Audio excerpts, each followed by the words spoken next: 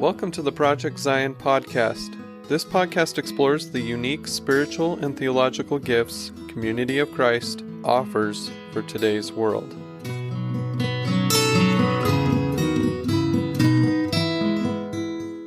Thank you for joining us for Coffee in the Swarm. Today, this is part of Project Zion podcast.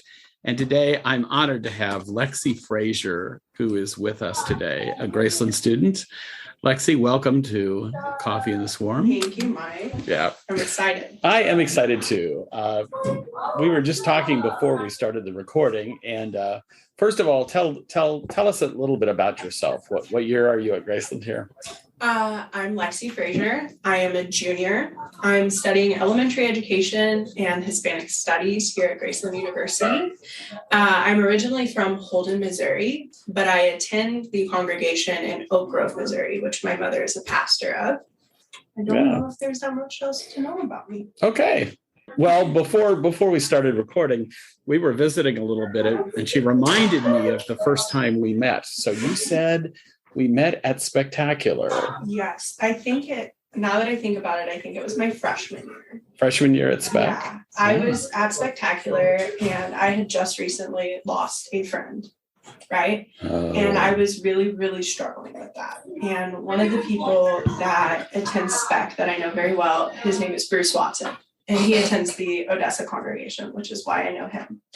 And he said, I'm going to put you in touch with Mike. He's the campus minister.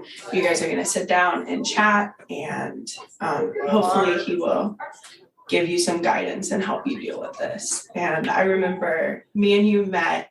You came to me. I was sitting at the benches outside of the commons.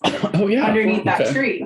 Oh. And I remember you came to me and we talked for a little while, and that's how I met you. So that was your freshman year at Graceland? My freshman year of high school? In 2016, I think. Oh, wow. Okay. It's been a while. Wow. That has been a long time. Then that's a long time when we met. So, okay. And then I completely forgot about you. And then I came here and I was like, oh, wait, that's that really nice guy that helped me that one day. Yeah. Wow. I thank you for remembering. Boy, that's longer ago than I can remember. Yeah. That's wild. And especially wild because he connected you with me at Spectacular but that's yeah. I guess he knew that somehow we needed to do that. Yeah, you're a person I needed a connection to. Yeah. Well, I hope that's part of why you're at Graceland and those kinds of things. So I don't know now whether to ask my next question because it's somewhat loaded because your mom's your pastor, right? Yes. So I was going to ask what's church like in your area, but maybe I should say, what is it like to have a mom as your pastor? Ooh. And you could take either question. Yeah, that one's a hard one. Because my mother is my pastor, and she's also the person who pulled me into my congregation and being actively involved. It's really awesome. She's my guide spiritually. Yeah. And I always have access to her. That being said, being a pastor's student, a PK, not a pastor's student, a pastor's child, is hard because I experience dealing with the way that my mom is constantly involved, and then I also am very involved in church. It does get to be a lot because when I'm not doing my own thing, I'm following mom to go to church hours early and set up. So you get to be mom's helper. Exactly. Yes. Being mom's helper on top of being a priesthood member and active. That's right. It causes a lot of time in the church building. Yeah. And you, we didn't mention at the beginning of the show, but you are actually a priest in the church as well. Yes, I am. And so tell me about, you came to Graceland as a priest. So yes, how old were you when you were ordained? I was 18 years old when I was ordained. Okay. It was my senior year of high school, November 25th, 2018. All right. And I don't know. I did a lot of ministry back home. And a lot of that was more just, I'm really involved in like youth camps and stuff like that. So back home at my mission center, I'm on a lot of those mission center council committees. And so I think the hardest adjustment at Graceland was deciding, how does this priesthood office and what I'm called to do in this priesthood office change when I'm not at home? Oh, that's really How does it good. change when I am on campus? Yeah. Because it is a change in ministry. Sure, it is. I mean, Yeah. You've just said so much, because it's like, and the longer I'm here, the more I realize how much it changes. Yeah. Like changes from year to year, because the students involved change year to year. But then in 4 years or 5, depending on how long you're here, which it totally changes over. There's no other congregation like it anywhere. So. Yeah, so that's really an astute observation on your part, because it is very different. And I appreciate the way you've served with campus ministries. I mean, I know right now you're serving as student pastor. Yes. Let's see, have you been student pastor 2 years now? No. Okay. I started out my freshman year. I worked for Safe Ride, which technically is a part of campus. That's right. My sophomore year, I served as Sunday morning worship coordinator. Oh, yes. And then now as a junior, I am a student pastor. All right. Yes. So heavily involved in campus ministries, which is something that drew me to Graceland anyway. Yeah, that's one of the questions I was going to ask you. So what brought you to Graceland? Do you think it was the connection to ministry? And for sure. Okay. And you said you're an elementary education major. So yes. Yeah. And I think it's interesting to see how ministry will apply to being a teacher. Oh, yeah. But when I first started actively getting involved in the church, because I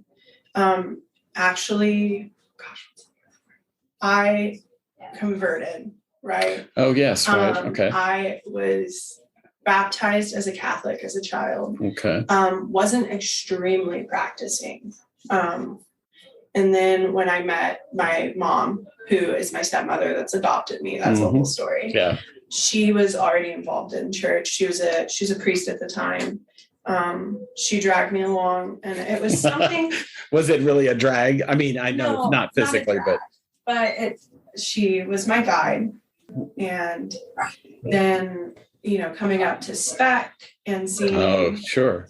Even though the community is not the same, there is a draw that I feel to Graceland and Lillenas. Okay. And I think it's because of the people. So and the connections. The church, then to camps, and then to spec, yes. And then to Graceland.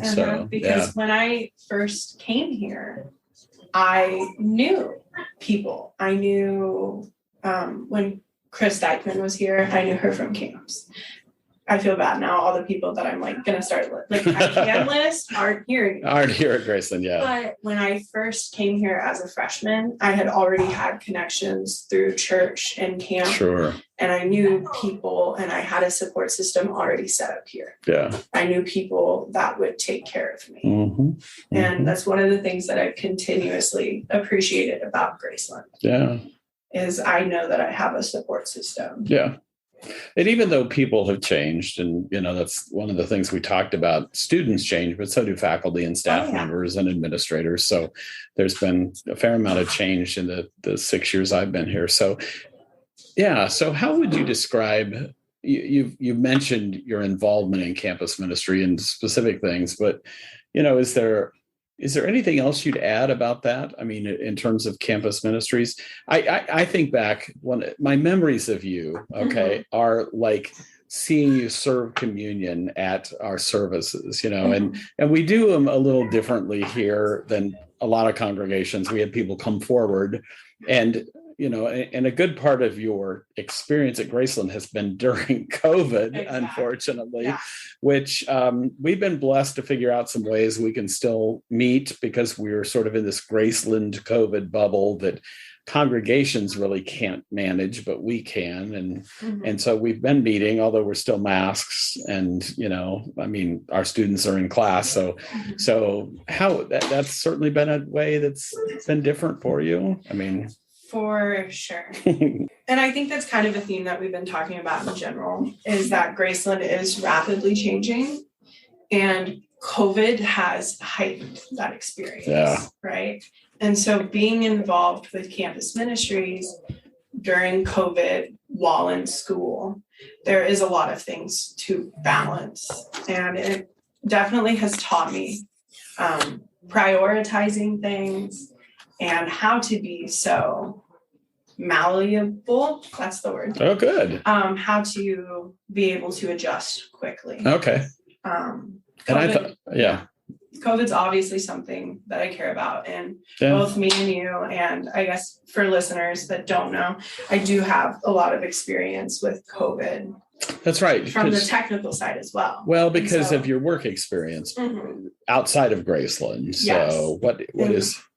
So when I work back home, I work as needed at a nursing home. Okay. And I got the very unique opportunity last winter break, so 2021, to work on a COVID unit, a COVID isolation unit. Yeah. And I feel like that prepared me a lot for then the transition back up to Graceland in the heat of COVID, because now I had all this knowledge on the technical aspects. And essentially when I was on the COVID unit, my job was ministry. Oh, absolutely. Yeah. Honest. I am an activities instructor. Like, that's my official title. Okay. So when I was on the unit, a lot of what I did was emotional, mental, physical, health, and working towards that. And a large part of that was spiritual. But I feel like it prepared me for now at Graceland. I can relate to the students, and I also know the importance and can stress the importance of staying safe. Yeah, here. Absolutely. Which is so important, but can be challenging too. So it's a hard balance, really. Like, how do you assess the risk? Because I think there's always going to be a risk forever now of COVID. And how do you? Yeah, we'd like to keep thinking there's an end in sight, but it, and maybe it'll evolve to something where it's, I don't know, where it's like the flu every year and we have to get shots, and it becomes, I hate to say this, but manageable, instead of, And I think that applies to all ministry as well. Yeah. Like, you need to assess the risks versus the benefits. Oh, that's a good, another great thought. Yeah. Yeah. So, enough about COVID. Yeah, no kidding. So, of course, now my next question is like, so obviously you're coming here to become an elementary education major. So plans are to teach. Yes. And obviously elementary school somewhere. Yeah. I mean, do you have an idea about where you want to teach, or? That's kind of all over the place for me. Okay. I specifically am getting an endorsement in special education. Okay. That's excellent. And so that has such a high demand field that I'm not super worried about getting a job. Oh, no. I was thinking more of like, you might be able to just to say, like, pick an area and you can move there if you want. That's why it's so hard for me to say where I'm going, is because I have that freedom to say, hey. Well, where do you want to go? Maybe we should put it that way. I'm not completely sure yet. Okay, that's fair. Right now, you've got another year of school left, so yeah. Right now the plan is Florida, but I rapidly change where I'm going. Well, somewhere where it's warmer, considering as we're talking today, we have what's left of about, I don't know, 6 or 8 inches of snow on the ground here. Yes. Yes, I even was gifted with a snowblower this year, and I can't believe how I've never had a snowblower before in Lillenas, Iowa. So I'm very grateful. So yeah, so warmer for sure, more sun. Well, let's change gears a little bit. So obviously, you're a priest in the church, and you're heavily involved in campus ministries, and so if you could think about the church in the future, like what are your hopes for Community of Christ in the future? What's maybe one thing you would want Community of Christ leadership to know about you, about what you see in the future and what's important? I always struggle with this question. It's a huge question. And a lot of the issues that I feel very passionate about, I feel like as a world church, we have made so much progress on. Yeah. And so with all of that and saying all of that, I think my biggest problem right now is exactly how much theology and beliefs change depending on which congregation. Oh, no, that's and even person to person, but that drives the specific congregations. Yeah. Person to person, but they're, especially being in Missouri, rural Missouri, my congregation and my mission center in general, I feel like we are pretty with the times and because world church has changed theology drastically. Well, certainly there's been a lot of change, and yes, yeah. And so when you see smaller congregations, like I have seen congregations in Missouri where they haven't gotten that knowledge and or ignored that knowledge. And so still struggling to make those changes. Yes. Yeah. And I feel like there's a disconnect sometimes between those small individual congregations and world church. Yeah.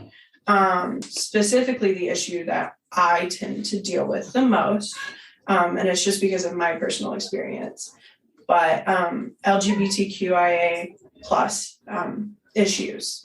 That's a very new thing. That was 2013 in North America. Right. And that's true in the United States and Canada. It's not true for the church everywhere. Yeah, exactly. Around the world, but right. But and I think my biggest frustration is that, as a lesbian priest, I still, even though North America in 2013, right, the world church as a whole says that's fine, but there's congregations that have that disconnect. And I don't know how to mend that gap. Yeah. Right. And so it's hard for me because, I could go home to Missouri and be a lesbian priest. It's just fine, but don't talk about it. Okay. Versus where I find safe spaces like with Sacred Pause and Harmony and other congregations, that's a little bit more accepting. And I don't even just see it on that issue. I see it on several different issues. Okay. Right? It's this disconnect between, World Church says this and we believe this as a whole, but is each individual congregation they modeling that and embracing the change might be difficult for some, and therefore it doesn't happen in some places maybe. Exactly. And I wish I could be the grand wizard and tell you exactly how to fix that. Gotcha. But I don't even know if it's like on a world church level or a congregational level or a mission center level. But I don't know. There needs to be more education on those things. Yeah. I'm sure education would help. I also, it's been a joy to get to know you and work with you here in campus ministry. So there's a part of me that wonders, and let me phrase this as a question. Okay. It's like, do you think it's individual as well as all those? Because I know it impacts a congregation that you might try to serve in or something, but it's like when I get to know people, those barriers for me go away. You know what I mean? And so it's like, do you think as you get to know people, or they get to know you in whatever congregation you might end up in.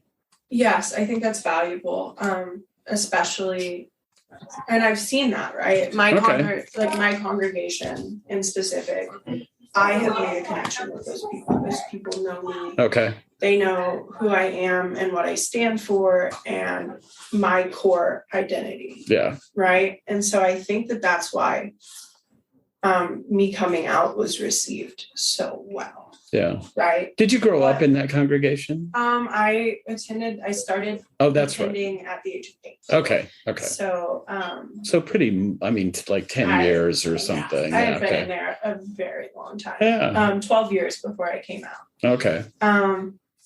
But also additionally, I struggle with that idea because I don't want to be their face for like, oh yeah, it's okay.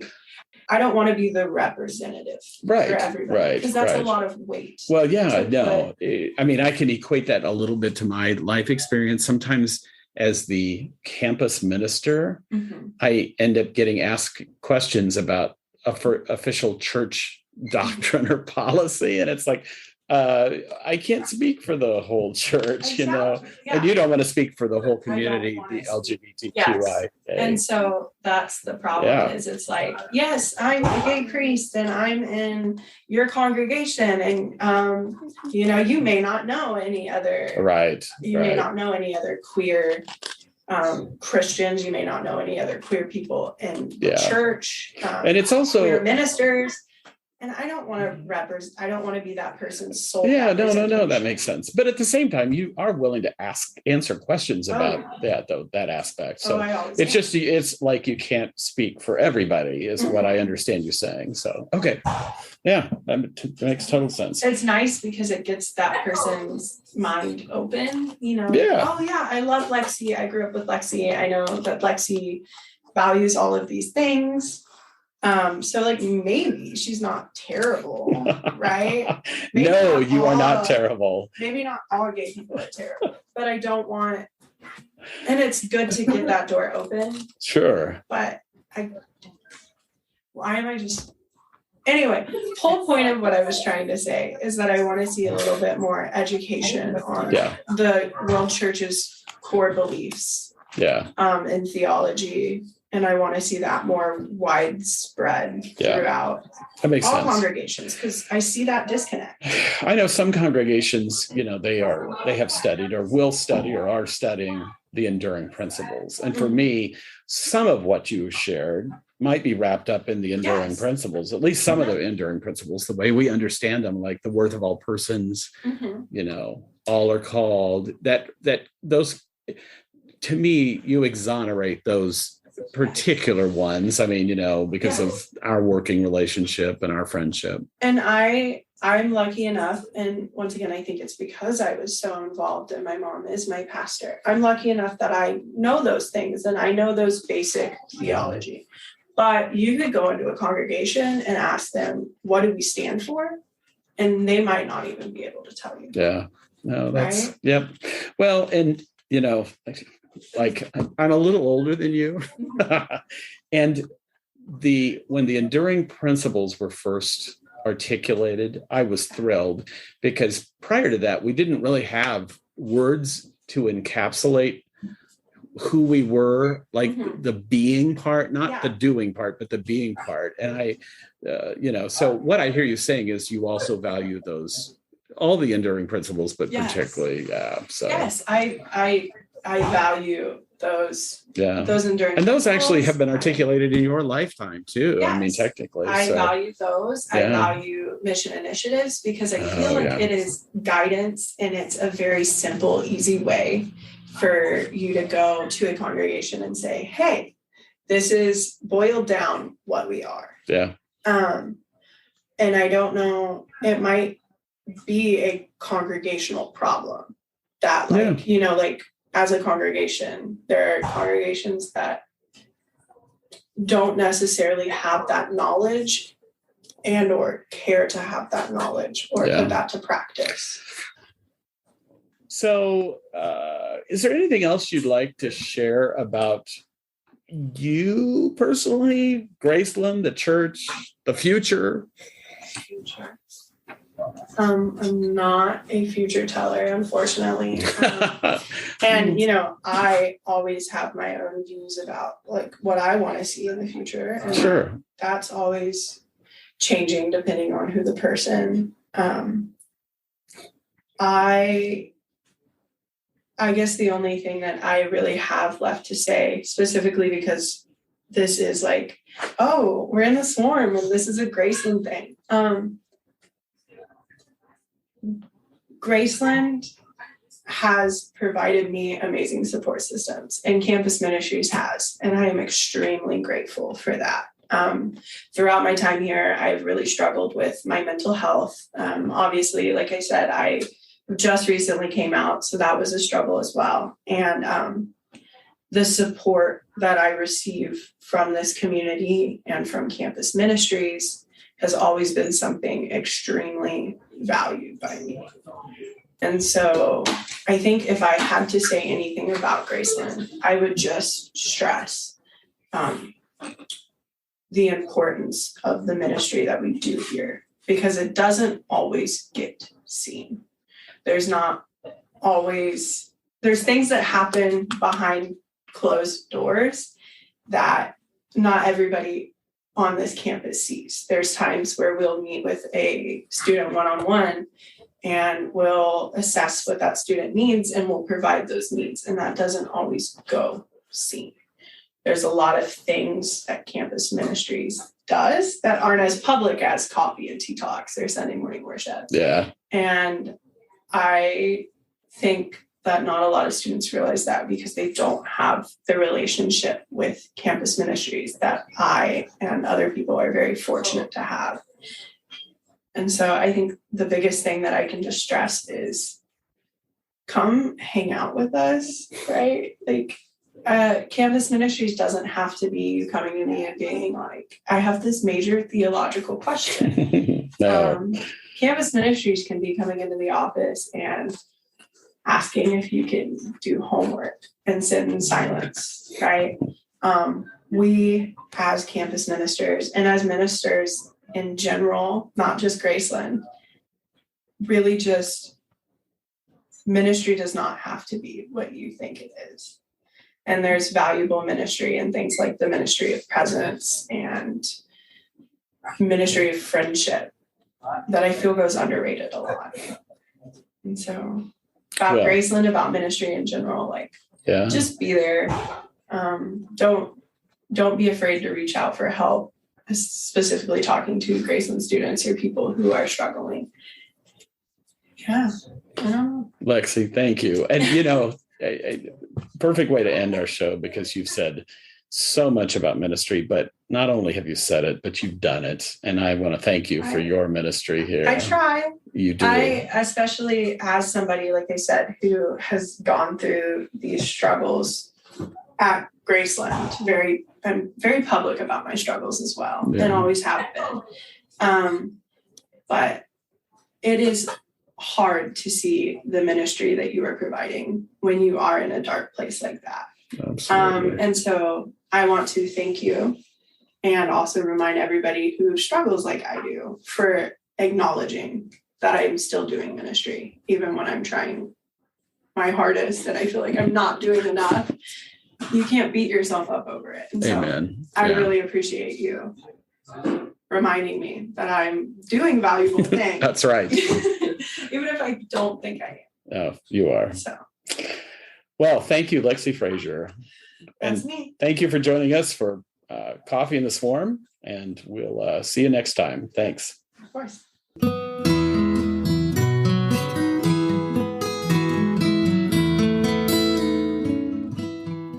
Thanks for listening to Project Zion Podcast.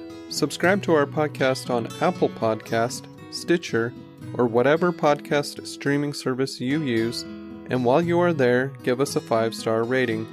Project Zion Podcast is sponsored by Latter-day Seeker Ministries of Community of Christ. The views and opinions expressed in this episode are of those speaking and do not necessarily reflect the official policy or position of Latter-day Seeker Ministries or Community of Christ. The music has been graciously provided by Dave Hines.